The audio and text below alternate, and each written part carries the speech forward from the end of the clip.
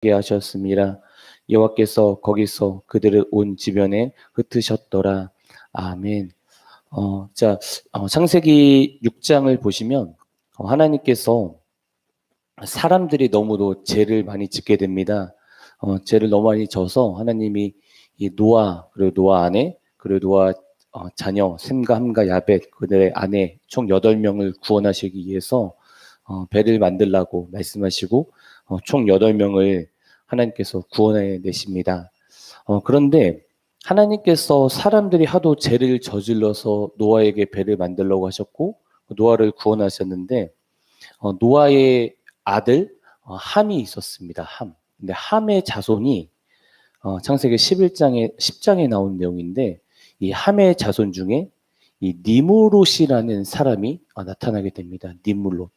이 니무롯이라는 사람은 그때 당시는 이 유대인 사전 이런 데 보면은 이 사람은 어떤 왕이었습니다. 왕. 그런데 어떤 왕이었냐면 하나님을 대적하는 왕. 하나님을 대적했던 왕이었습니다. 그래서 이 니무롯이 사람들은 선동시킵니다. 그리고 사람들에게 이야기합니다. 우리 바벨탑을 세우자. 바벨탑이라는 것은 하나님 없이 인류가 하나가 되어서 살 수 있다라는 그것입니다. 그래서 하나님 없이 인간들이 힘을 모아서 같이 살자. 그것이 바벨탑 사건이었습니다. 그래서 하나님 없이 살 수 있는 도시, 하나님의 방법 없이, 하나님의 도움 없이 살 수 있는 그곳, 바로 바벨탑 사건입니다. 그래서 니무롯이 선동을 하기 시작합니다. 그래서 바벨탑을 성을 짓고 있습니다. 그래서 하나님이 그들의 성을 짓는 것을 보시고 하나님은 우리가 아까 읽었던 창세기 11장 9절에 보시면 언어를 혼잡하게 하셔서 이들의 언어를 흩어버리십니다. 그러니까 하나님이 언어를 흩으시니까 사람들이 의사소통이 되지 않아서 이제 뿔뿔이 흩어지는 모습을 우리는 바벨 성을 우리는 알고 있습니다. 근데 지금 이 상황을 우리가 보셔야 되는 것입니다. 무슨 상황이냐면 하나님께서 홍수로 하나님을 반역했던 자들을 모두 없앴습니다.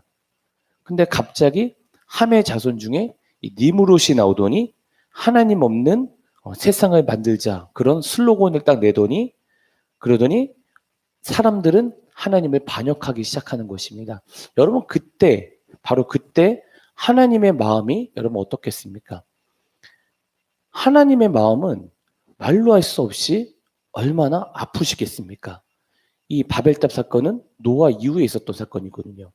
그래서 하나님께서 한 계획을 세우십니다. 그 계획은 뭐냐면 하나님을 반역했던 자들을 다시 주님께 인도하는 그런 계획을 세우십니다. 그래서 하나님은 어떤 계획을 세우시냐면 하나님은 하나님의 거룩한 나라를 만들기 원하세요. 하나님께서 하나님의 나라를 만드시기 원해서 하나님께서 이 자신의 나라를 하나님의 그 거룩한 나라를 만드셔서 그 나라를 통해서 온 인류가 바벨탑 사건 이후로 온 인류가 하나님을 대적했던 자들이 다시 하나님을 알기 원하셨던 그런 계획을 세우십니다. 그래서 출애굽기 19장 5절에서 6절에 보면 이런 말씀이 있습니다. 제가 읽어볼게요.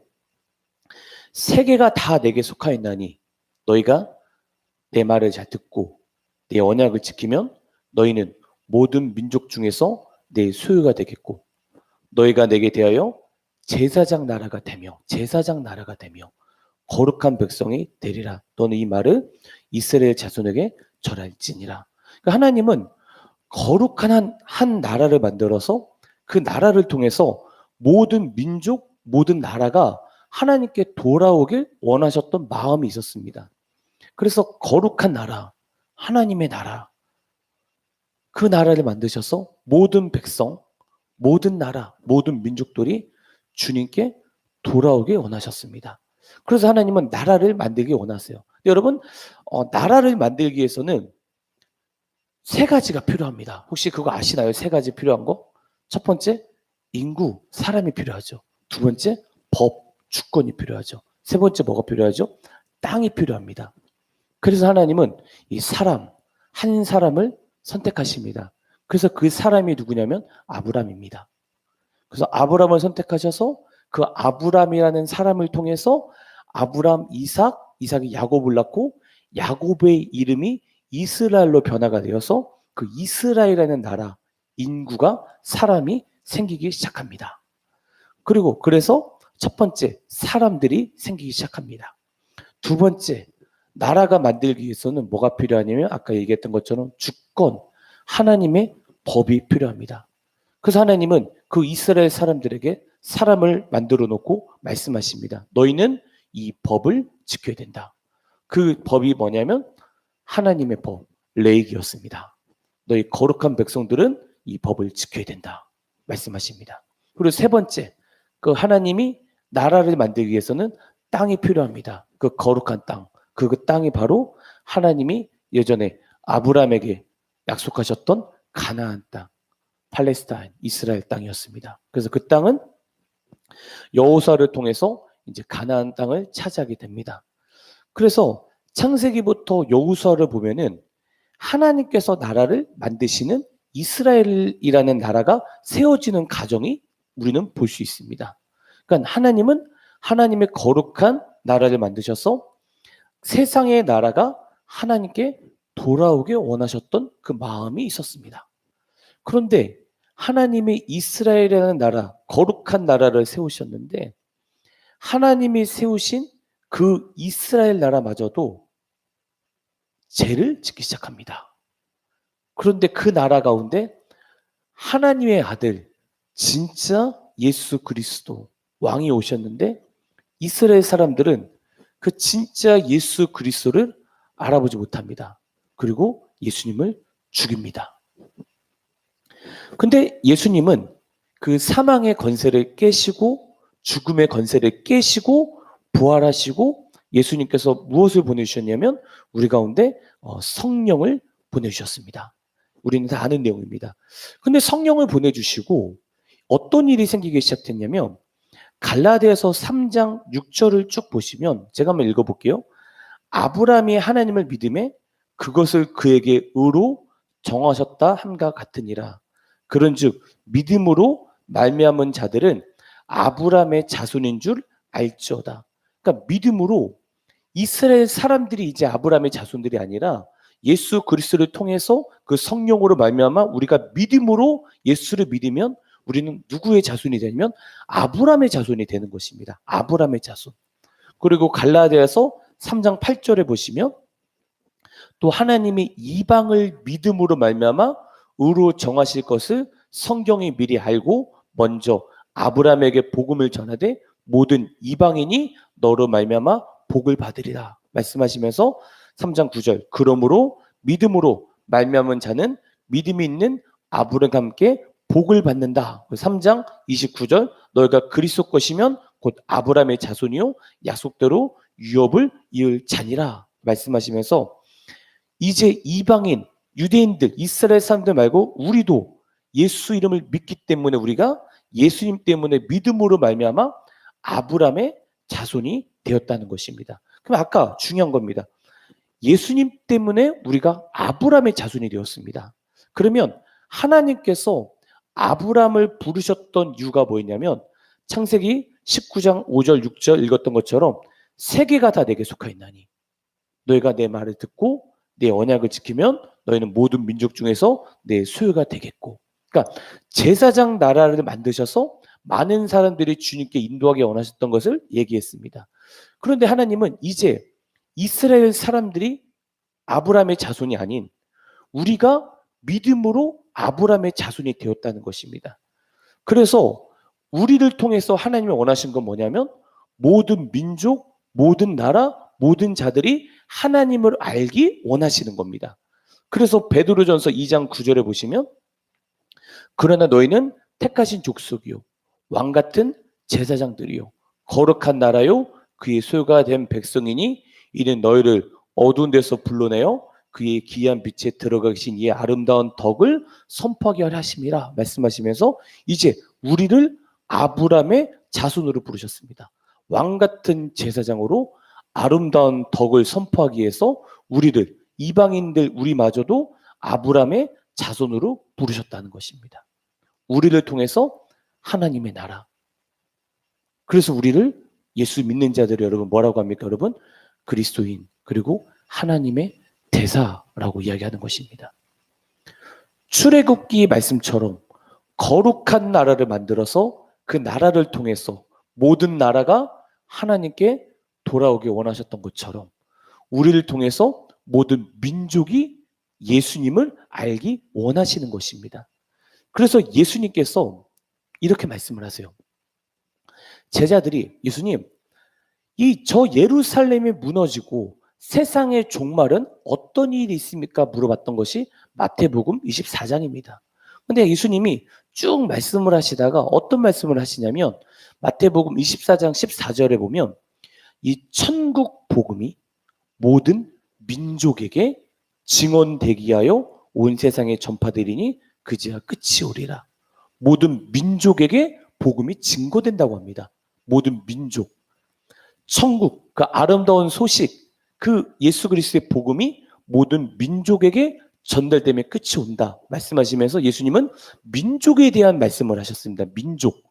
그리고 예수님께서 부활하시고 승천하실 때 우리 가운데 지상 명령을 말씀하셨는데 지상 명령, 예수님께서 이 땅에서 가장 큰 계명을 말씀하신 게 마태복음 28장 18절에서 20절인데 그게 제가 한번 읽어보겠습니다. 그러므로 너희는 가서 모든 민족으로 제자를 삼아 아버지와 아들과 성령의 이름으로 세례를 베풀고 말씀하시면서 예수님의 지상 명령이 뭐였냐면 여러분 바로 모든 민족에게 가서 복음을 증거해라. 이것이 지상 명령이었습니다. 예수님이 죽으시고 부활하시고 마지막 유언이 모든 민족이었습니다. 모든 민족, 모든 나라, 모든 민족에게 예수 그리스도 하나님을 알리라. 이것이 예수님의 지상 명령이었습니다. 우리 구약으로 돌아가서 하나님이 아브람을 부르셔가지고 이스라엘을 부르셨던 이유가 뭐냐면 너희들을 통해서 모든 나라가 하나님께 돌아오게 원하셨던 하나님의 마음이 있었습니다. 그래서 그런데 그 이스라엘의 나라는 실패했습니다. 그래서 예수님도 아십니다. 뭘 아시냐면 우리 이스라엘 나라가 실패한 것처럼 우리도 연약한 걸 아십니다. 그래서 예수님께서 하늘에 승천하시고 우리에게 기다리라고 하셨던 그 분이 바로 뭐였냐면 여러분 성령이십니다. 근데 성령은 이렇게 말씀하세요. 사도행전 1장 8절에 보면 오직 성령이 너에게 임하시면 너희가 권능을 받는다. 그런데 예루살렘, 온 유다, 사마리아, 땅끝까지 이르러 내 증인이 된다 말씀하십니다. 그러니까 성령도 지금 무엇을 말씀하고 계십니까 여러분? 성령이 역사하면 예루살렘, 유다, 사마리아, 땅끝 모든 민족 가운데 증인이 된다 말씀하십니다. 그러니까 성령이 임하시면 아름다운 소식을 전하는 증인이 될 것이다. 그래서 성령을 거룩한 영이시고 뭐 많은 표현을 하지만 성령의 첫 번째 영은 선교입니다. 성령은 선교의 영이십니다. 그래서 하나님은 그래서 우리가 선교하는 것이죠. 그래서 하나님께서 우리를 거룩한 제사장으로 삼으셨고 우리는 또 아브라함의 자손입니다. 그래서 사도행전 2장에 보면 성령이 오셨을 때 그때 이 2장 9절부터 10절에 보면 많은 사람들이 있었습니다. 그 6월절 그 사건 때 많은 사람들이 그 예루살렘에 오기 시작했습니다. 근데 그때 그 사람들은 어떤 언어를 사용했냐면 세머를 사용했고 그리고 헬라어를 사용했고 그리고 라틴어를 사용했습니다. 이들은 모두 다른 언어들을 사용하고 있었습니다. 근데 성령이 오셨을 때 성령이 임하니까 갑자기 언어가 변화되기 시작했습니다. 언어가 변화가 되었습니다. 성령이 오시고 언어가 변화되었습니다. 이것은 여러분 놀라운 건 뭐냐면 창세기 11장의 바벨탑 사건 이후로 언어가 나뉘어졌는데 이제 성령이 오셔서 언어가 하나가 되었습니다. 이 언어가 하나가 되었다는 것은 그냥 언어가 하나가 되었구나 이런 뜻이 아닙니다. 성령께서 오셔서 모든 민족을 복음을 증거할 것이다. 모든 나라 가운데 하나님의 복음을 증가할 것이다. 이 뜻으로 우리는 풀이할 수 있습니다. 그러니까 성령이 오신 이유는 우리를 도와서 예수님을 전하고 모든 민족에게 복음을 증거하기 위해서 우리 가운데 성령을 보내주셨습니다. 그래서 바벨탑 사건 이후로 하나님의 계획, 하나님이 아브람을 부르신 이유 정말 중요합니다. 그 이유, 하나님은 하나님의 나라를 세워서 많은 민족들이 주님을 알게 원하셨던 하나님의 마음. 그런데 우리는 아브람의 자손입니다. 우리는 거룩한 제사장입니다. 그래서 우리를 아까 얘기했던 것처럼 하나님의 대사라고 하는 것입니다. 여러분, 그러면 이 땅에 하나님의 나라를 세워야 됩니다. 다 동의하시죠, 여러분? 하나님의 나라. 근데 여러분, 하나님의 나라를 어떻게 세우냐? 이것이 정말 중요합니다. 이 땅 가운데 하나님의 나라. 그래서 여러분, 저번 주 금요일 날 담임 목사님께서 하나님의 나라, 천국에 대해서 말씀을 하셨습니다.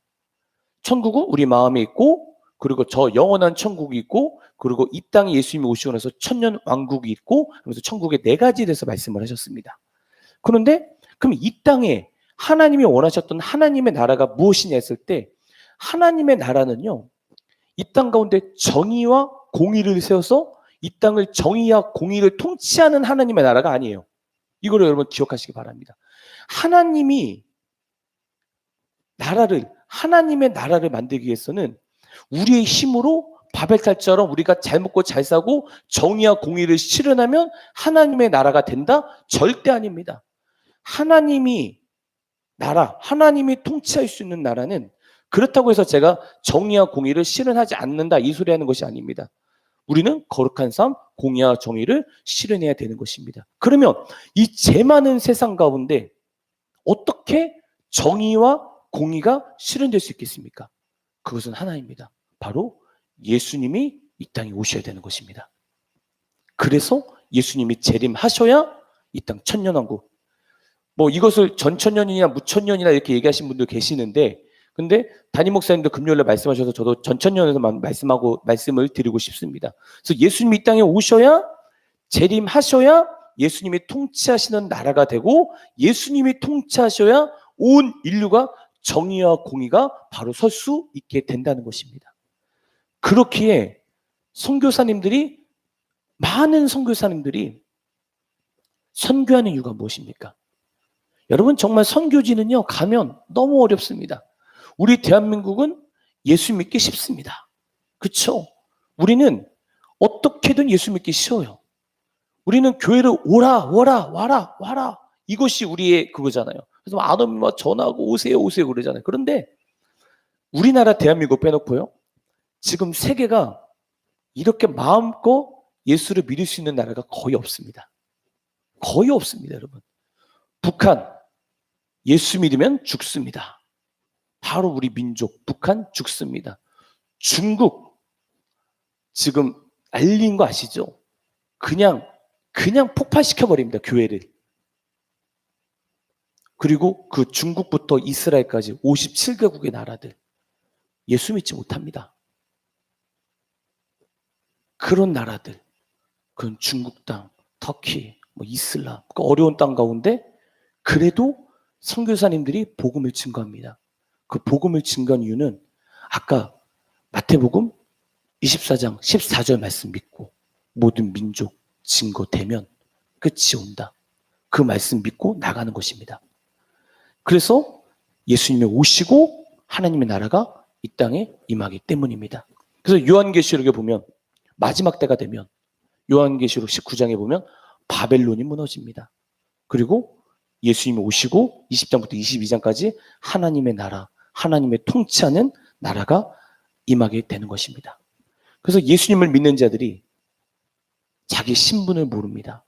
우리의 신분은 영적인 아브라함의 자손입니다. 그리고 우리는 하나님의 대사입니다. 우리는 거룩한 제사장입니다. 우리가 그것을 모르기 때문에 선교하지 않습니다. 우리가 그것을 모르기 때문에 전도에 관심이 없는 겁니다. 그래서 예수님께서 말씀하십니다. 누가복음 10장 2절에 보면 이르시되 추수할 것은 많되 일꾼이 적으니 그러므로 추수하는 주인에게 청하여 추수할 일꾼들을 보내주소서 하라. 주님께서 말씀하십니다. 그래서 우리가 죽어가는 영혼을 위해서 관심을 가져야 되는 것이고 또 선교사님들을 위해서 우리가 관심을 가져야 되는 것입니다. 그래서 우리가 열방으로 미전도 정적으로 갈 수는 없습니다. 근데 우리는 그들을 위해서 기도해야 되는 것입니다. 우리 주부에 보면 우리 주부에 선교사님들 성함이 있습니다. 이름은 밝히지 않겠습니다. 그런데 그 선교사 그 땅이 전 세계에서 가장 예수를 적게 믿는 땅입니다. 0.01%. 우리는 기도해야 됩니다.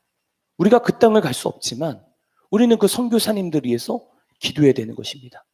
전쟁을 하면, 전쟁을 해보지 않았지만 총을 드는 군사도 있을 것이고 대포를 쏘는 군사가 있을 것이고 미사일을 쏘는 군사가 있을 것입니다. 그런데 기도는 어떤 미사일 같은 역할을 할 것입니다. 그래서 우리는 열방의 선교사님들을 위해서 우리는 기도해야 되는 것입니다. 그래서 여러분 창세기 10장에 보면 이 노아 아들을 통해서 셈과 함과 야벳을 통해서 자손들이 흩어지고 그 자손들을 통해서 나라가 세워져 가지고 나라의 지명들이 나옵니다. 근데 그 지명들을 숫자 하나씩 하나씩 세면 숫자가 몇이 나오는지 아십니까, 여러분? 70개가 나옵니다. 70개. 그러니까 셈과 함과 야벳을 통해서 나라가 만들어졌던 나라가 뭐냐면 70개의 나라입니다. 그런데 누가복음 10장 1절에 보면 그 후에 주께서 따로 70인을 세우사 친히 가시려는 각 동네와 각 지역으로 둘씩 앞서 보내시며 예수님께서는 12제자를 세우셨습니다. 그런데 70제자도 세우셨다는 것입니다. 그래서 누가복음 66권 성경 중에 64권은 전부 다 유대인들이 썼습니다. 근데 딱 2권만 누가복음, 사도행전만 이방인 누가가 썼습니다. 누가에는 70인의 제자 이름이 70명의 사람이 나오게 된다는 것입니다. 그래서 누가복음, 사도행전을 뭐라고 합니까, 여러분? 선교의 관점으로 책을 쓴 것이다 라고 얘기를 하는 것입니다. 그래서 하나님께서 아브라함을 부르신 이유, 왜 하나님이 아브라함을 부르셨습니까? 바로 하나님의 나라, 하나님을 반역했던 자들이 하나님을 알기 원했던 하나님의 마음이 있었던 것입니다. 근데 우리가 예수를 믿음으로 아브라함의 자손이 되었습니다. 아브라함의 자손은 그냥 자손이 아닙니다. 너가 예수 믿었어?